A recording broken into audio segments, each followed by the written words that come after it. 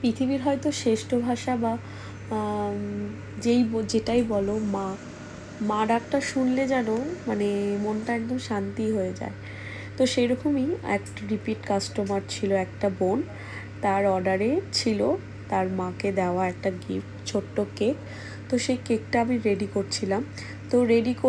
অর্ধেক রেডি করার পর মনে পড়লো এটার একটা ভিডিও করে রাখি, যেটা তোমাদের সাথে আমি শেয়ার করতে পারবো। তো সেই অনুযায়ী আমি কেকটা রেডি করেছিলাম, 1/2 পাউন্ডের ওপরে ছিল। আর ওপরে আমি একটু পিঙ্ক কালারের শেড দিয়েছিলাম, আর তার মধ্যে লিখেছিলাম হ্যাপি বার্থডে মা।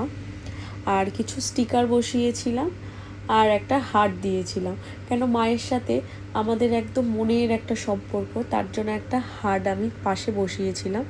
আর কেকটা কেমন হয়েছে আমাকে কিন্তু তোমরা অবশ্যই জানাবে।